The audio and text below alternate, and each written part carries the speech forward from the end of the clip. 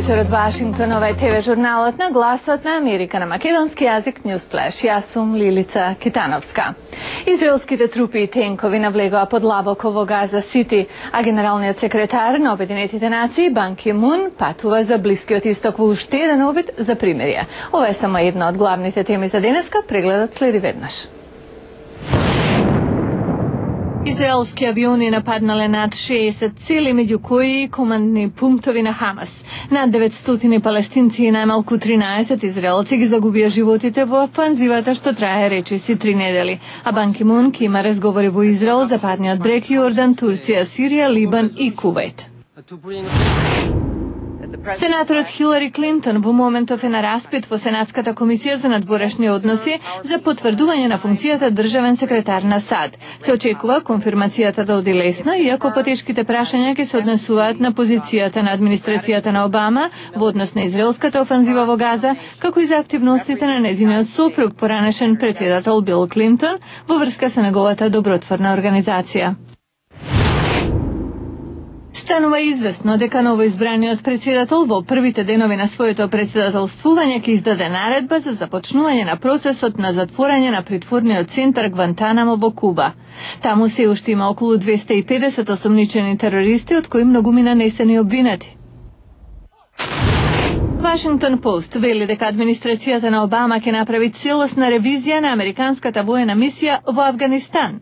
Според весникот, Обама ќе го одобри планот на Пентагон за испраќање дополнителни 30.000 војници, што ќе го утвои сегашното присуство, но нема многу надежди дека тоа значително ќе ги подобри условите. Сепак, тимот на Обама вели дека новата администрација ќе добие доволно време за сеопфатна ревизија на мисијата.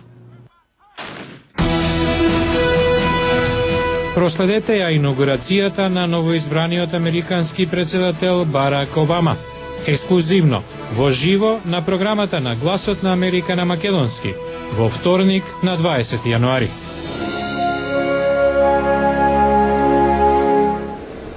Инаугурацијата на новиот американски председател е круна на политичкиот процес што започна пред речиси 1,5 година, кога кандидатите за прв пат покажаа аспирации за Белата куќа.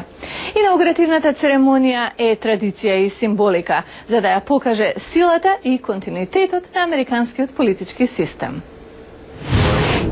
Do solemnly swear that I will faithfully execute the office of President of the United States and will, to the best of my ability, preserve, protect, and defend the Constitution of the United States. So help me God. Точно напладна на 20 јануари, по повеќе од 2 месеца од председателските избори, во Вашингтон и официјално ќе дојде до примо предавање на власта.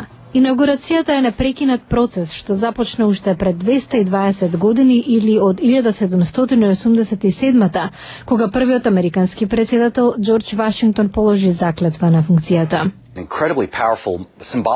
Инаугурацијата е неверојатно моќен символичен момент за американскиот народ, бидејќи е време кога еден демократски избран председател заминува од функцијата и друг демократски избран председател ја презема. Транзицијата е мирна и церемонијална, коментира професорот Марк Ром од Универзитетот Џорџтаун. Примопредавањето започнува предпладне, кога новоизбраниот председател пристигнува во Белата куќа на средба со председателот на заменување. Потоа обајцата се упатуваат кон зградата на Конгресот, каде ќе се одржи церемонијата на инаугурација. Точно напладне, новиот председател дава заклетва со која раководи главниот судија на Американскиот врховен суд. Додека трае заклетвата, раката на идниот председател по традиција е положена на Библијата.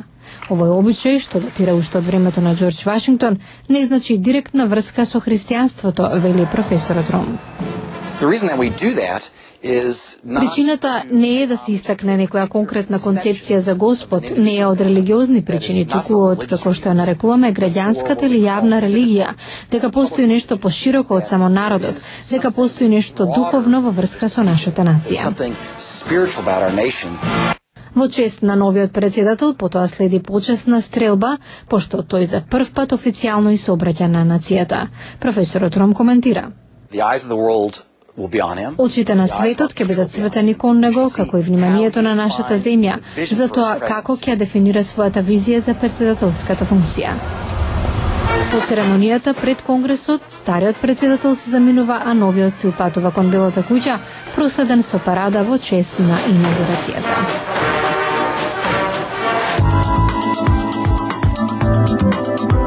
Нарачете бесплатен календар на Гласот на Америка за 2009. Пратете ни електронска порака со вашето име и презиме и полна поштенска адреса на macedonian@voanews.com. Со нарачката автоматски ќе започнете да добивате и бесплатен дневен преглед на вести на Гласот на Америка на македонски. Нова студија покажа дека не е добро да се мешаат лекови што се земаат на рецепт со витамини и други лекови што може да се купат слободно во предавниците. Какви компликации може да настанат од следниот прилог? Модерната медицина го продолжува животот дури и на оние со хронични болести. Неодамнешната студија направена на лица меѓу 57 и 85 години покажа дека околу 90% од анкетираните рекле дека земале барем еден лек на рецепт. Близу 30% земале најмалку 5 препишани лекови. Колку е постар пациентот, толку е поголем бројот на препишани лекови, а со бројот на препишани лекови според студијата расте и бројот на лекови и додатоци на исхраната што се купуваат без рецепт. Доктор Стейси Линдоу е од медицинскиот центар на Универзитетот на Чикаго. Бројот на лековите што возрастните ги земаат се зголемува и тоа не загрижува заради потенцијалната интеракција меѓу нив. Истражувачите од Чикаго нашле дека 1 на 25 лица се со ризик од опасни компликации. Тие велат дека речиси половина од тие интеракции предизвикале крварење. Например, варфарин се дава за спречување на згручување на крвта, во комбинација со аспирин, често употребуван за истенчување на крвта, предизвикува крварење. Крварење е забележано и при комбинација на аспирин и билниот додаток на исхраната гинко билоба. Лисиноприл, лек што се зема за третирање на висок крвен притисок и срцеви болести. Може да го поремети ритмот на срцето ако се зема со потасиум. Некои статини комбинирани со ниацин, вид на витамин Б, предизвикува ослабување на мускулите. Дима Кейто од Универзитетот во Чикаго препорачува разговор со лекар пред земање на комбинација на лекови. Ова е прва поголема студија за тоа како луѓето реагираат на лекови со и без рецепт. Го гледавте Newsflash на Гласот на Америка на македонски јазик, а јас сум Лилица Китановска. До гледање.